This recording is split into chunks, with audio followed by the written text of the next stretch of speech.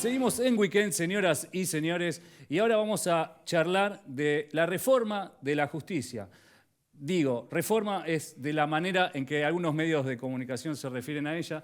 Estamos con un asesor, experto, el doctor Raúl Ferreira. Bienvenido. ¿Cómo está, doctor? Bien, muchísimas gracias por la invitación, No, Leo. a usted. A ver, tiene una larga trayectoria como profesor de la UBA, ha escrito muchos libros.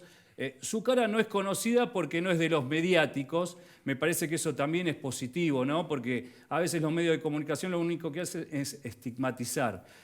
¿Cómo es esta convocatoria? ¿Cómo lo llamaron? Y después vamos a desandar este camino de cuál va a ser el objetivo final y el núcleo de la cuestión a discutir.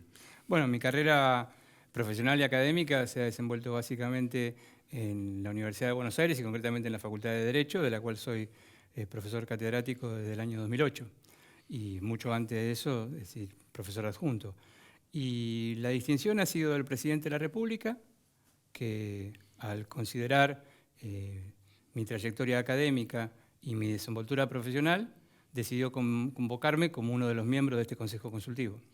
Ahora, a mí lo que no me gusta, porque los medios a veces se enfocan solo en una situación, y lo tengo que decir.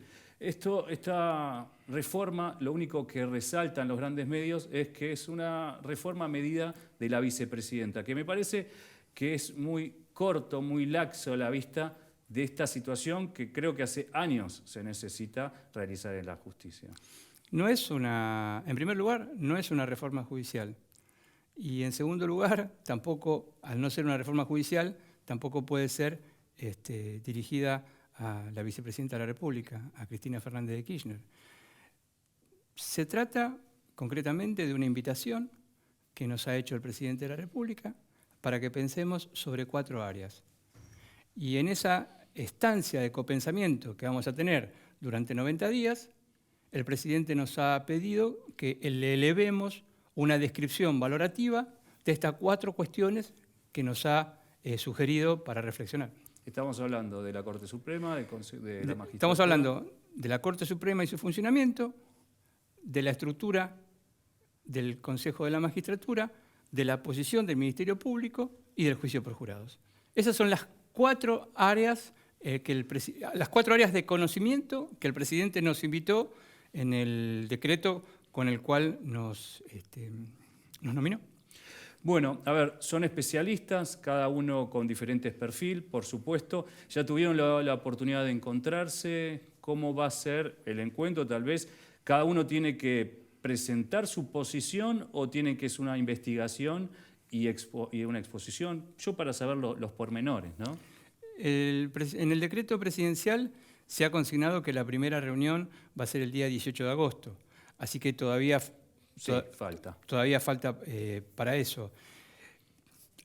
Lo que todavía no le puedo contestar es exactamente cómo vamos a hacer. Lo que sí está claro, que como muy bien señalaba usted, al haberse designado a la Argentina federal, están representadas aquí diferentes provincias, en la medida que pueda hacerse con un consejo consultivo de 11 personas. La Argentina tiene 24 entidades. Ya por ahí escuché que alguna provincia no había. Bueno, son 11. La única manera que había era que fueran 24. Sí, es difícil también para trabajar, ¿no? Claro, sinceramente. Intuyo que por esta razón, incluso uno de los miembros vive en Madrid desde hace muchísimos años. Claro. Es muy posible que nos comuniquemos de manera remota con alguno de los miembros, y yo voy a insistir para que los que vivimos acá en la ciudad de Buenos Aires, cumpliendo todos los protocolos, por ejemplo, los que cumplimos acá dentro del estudio, podamos reunirnos físicamente acá en el ámbito de la ciudad. Conjuntamente con los que están fuera de Buenos Aires, ¿no?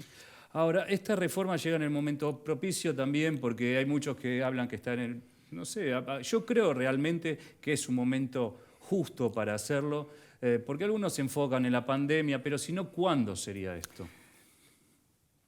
Lo que la audiencia tiene que saber, que la cuestión judicial pocas veces se ha discutido en la Argentina. Discutir la cuestión judicial significa cómo se llevan adelante los conflictos, cómo se resuelven los conflictos, cómo se terminan los conflictos y cómo se tramitan, en definitiva, los conflictos ante el Poder Judicial. Esto, naturalmente, en la época de la fundación del Estado argentino, se discutió en 1853 en adelante y no se vuelve a discutir, sino tangencialmente, hasta 1949 con la reforma constitucional. De ahí tampoco se volvió a discutir, con algún matiz, en la presidencia de Arturo Frondizi. En la reforma constitucional de 1994, tampoco la cuestión judicial, como la estoy presentando, se discutió, y es un mérito, sí, significativo, del presidente Raúl Alfonsín, haber incorporado la cuestión judicial dentro de la agenda de las políticas públicas y configurar el Consejo para la Consolidación de la Democracia en su presidencia. Néstor Kirchner también lo incorporó y Cristina.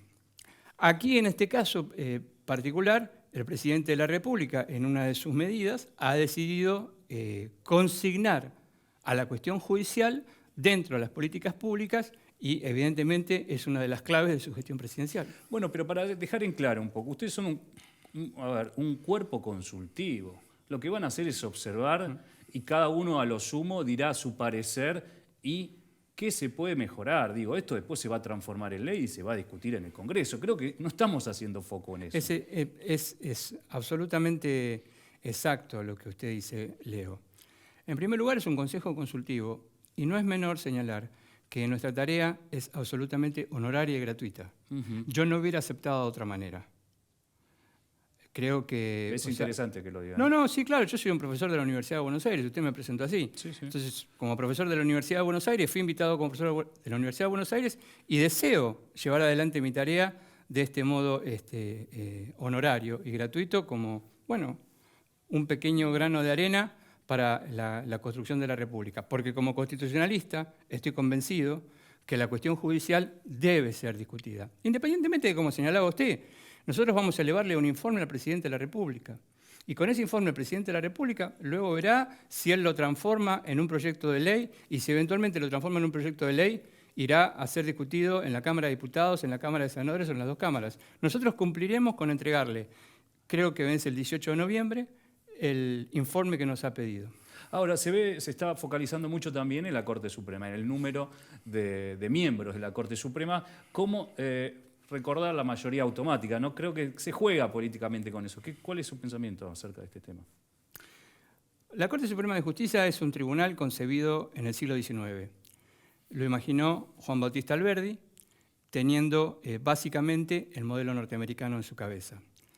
Y Juan Bautista Alberdi, cuando imaginó la Corte Suprema, pensó un más alto tribunal de justicia para ocuparse de las cuestiones de Estado. Repito, la Corte Suprema para ocuparse de las cuestiones de Estado. ¿Qué ha sucedido sucintamente a lo largo del siglo XX? La Corte Suprema ha dejado de ser Corte Suprema y es más suprema que Corte. ¿Por qué? Porque no se puede ocupar de las tareas de Estado, como estaba programada en la Constitución, porque tiene que ocuparse como última instancia de las cuestiones de derecho común. Y la Corte Suprema no es la última instancia. La Corte Suprema es la última instancia para algunas cuestiones que eventualmente pueden llegar a la Corte, Leo. No todo debe llegar a la Corte. Por eso la Corte hoy se encuentra completamente desbordada por miles y por miles y por miles de expedientes. Sinceramente, no es una cosa que se me ocurrió a mí antes de venir al programa, cuando usted me invitó, o la semana pasada. Hace más de 20 años yo he presentado ponencias en congresos internacionales, donde propiciaba discutir nuevamente cuál es el funcionamiento de la Corte Suprema, porque la veíamos atiborrada.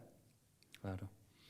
A punto tal, que esto no lo dije en ninguna parte todavía, un expresidente de la Corte Suprema de Justicia, Genaro Carrió, que era el presidente de la Corte designado por Raúl Alfonsín, cuando estaba jubilado de la Corte, publicó un trabajo doctrinario que llevaba por título Don Quijote en el Palacio de Justicia a propósito de cómo acceder a la Corte. Este trabajo fue publicado en 1990. Han pasado 30 años y del trabajo que acabo de señalar, nada prosperó, sino que empeoró, pero no por la Corte. Esto no es un juicio, lo que yo quiero que quede muy claro a la audiencia, esto no es un juicio sobre la tarea de los jueces de la Corte. sino la funcionalidad. O sea, yo creo que todos estamos orgullosos y estamos muy honrados de la Corte Suprema que tenemos. Y todos tenemos que estar muy satisfechos porque los argentinos y las argentinas tenemos uno de los tribunales de justicia más antiguos del mundo. Fue fundado en 1853 y su primer fallo fue en 1863. Pocos países en el mundo pueden decir nosotros y nosotras tenemos una Corte de Justicia desde el siglo XIX. Precisamente mi aporte como constitucionalista, mi contribución, es a copensar esta situación, a mejorar el funcionamiento y al mejorar el funcionamiento que se puedan dictar sentencias más desarrolladas y fortalecidas. Bueno, lo que se escucha, porque todavía no tuvieron la oportunidad de reunirse, es que tal vez sean temas específicos en los cuales se divida la Corte Suprema, en 2 o 3 cuerpos, no sé. Bueno, esa es una idea, no hay nada de eso todavía. No, le quiero ser muy claro en este punto. Como usted me señalaba recién cuando hablábamos del funcionamiento, lo primero que hay que pensar sobre la Corte Suprema es la estructura de la Corte. ¿Cuáles son las funciones manifiestas que le vamos a asignar y cuáles son las funciones no manifiestas? Esa es la primera discusión, Leo. Una vez que nosotros discutimos y nos ponemos de acuerdo cuáles son las funciones manifiestas, quizá, por ejemplo, la Comisión se pone de acuerdo y dice, bueno, vamos a dejar la Corte Suprema desbordada porque nos gusta que la Corte esté desbordada. Yo eso no lo voy a afirmar, pero puede ser que los colegas de la Comisión, del Consejo, piensen eso. Una vez que nosotros discutamos eso, luego tendría que venir una segunda discusión respecto del número de miembros que tiene la Corte Suprema. Pero vuelvo a repetir, a mi juicio, el número de miembros de la Corte Suprema no hace a la calidad de las decisiones. Sí hace a la calidad de las decisiones la arquitectura que tiene actualmente el tribunal, donde está tapada de trabajo por todos lados. Y lo que usted señalaba, a mi juicio, la Corte Suprema no se puede dividir en salas, no se puede distribuir porque la Constitución lo prohíbe en el artículo 108. Y por otro lado, la justicia federal, ¿no? Estamos hablando de una justicia que la verdad que uno siente que durante largos años está por lo menos observada, ¿no? De cuestiones de lentitud, en algunos casos se puede decir adrede, algunos momentos acelera cuando corresponde tal vez a un tamiz político que va sucediendo. ¿Qué tienen pensado, o por lo menos en su caso, con el tema de la justicia federal? Si van a hacer alguna presentación. Nuestro ámbito de pensamiento sobre la justicia federal es muy limitado porque a nosotros se nos han asignado estas 4 áreas. Y dentro del área que me parece que usted que se insinúa en su pregunta es la que tiene que ver concretamente con el enjuiciamiento criminal. Nosotros en ese caso vamos a tener que mirar los aspectos relacionados desde el proceso acusatorio que viene del Ministerio Público y hacer sugerencias sobre el juicio por jurados. Respecto al juicio por jurados, hay que recordarle a todos nuestros ciudadanos y ciudadanas que no tenemos que cambiar nada. Está en la Constitución desde 1853. Solamente tenemos que poner en marcha. Y ya hay varias provincias en la Argentina que tienen el juicio por jurados. Y la Constitución dice que los juicios criminales se terminarán por juicio por jurados. Tendríamos que cumplir con la Constitución nada más. Habría que ponerlos a trabajar de alguna manera. Exactamente. Doctor, estamos finalizando nuestra conversación. Primero le agradezco, la verdad, súper interesante y gracias por su tiempo. ¿Queda algo que, por lo menos como periodista, no estoy viendo y a usted le gustaría resaltar? Sus preguntas han sido todas muy sugerentes, inquietantes y profundas. La mayor tranquilidad a las ciudadanas y a los ciudadanos de los argentinos. Los miembros que estamos en el Consejo Consultivo vamos a trabajar con absoluta libertad, que es lo que particularmente me ha pedido a mí el presidente de la República cuando me convocó y tuve una charla individual con él. Él me pidió que trabajara, como no podía ser de otra manera, pero me pidió que actuara con absoluta libertad. Es decir, uno no se puede ejercer la libertad de cátedra en la facultad, en la avenida Figueroa Alcorta, y cuando está en un consejo consultivo no hacerlo. O sea, en mi caso particular voy a actuar con total libertad y voy a hacerle las propuestas que me parezcan correspondientes. Consulta para cerrar. ¿Lo conocía el presidente con anterioridad? ¿Tuvo algún...? No, sí, lo había conocido obviamente en algún momento. Sí, pero no trabajaron juntos. No. No tiene relación de alguna manera. No, pero curiosamente el presidente y yo somos de la misma generación. Creo que él nació unos meses antes, pero somos de la misma generación, significa que estudiamos en el mismo momento en la facultad y tenemos muchísimos... Están atravesados por la misma historia. Y tenemos muchísimos amigos y amigas en común. No, era también, a mí me gusta sacar los Sí. fantasmas y creo que usted también en este diálogo así también lo quiso. No, porque parece que convoca o van a convocar algún profesional cercano, alguno que se le pueda influenciar. Me parece que está bueno clarificar todo esto para que nuestra audiencia, nuestra gente sepa por dónde pasa esta intención. La facultad nuestra es una facultad muy grande Sí, realmente sí.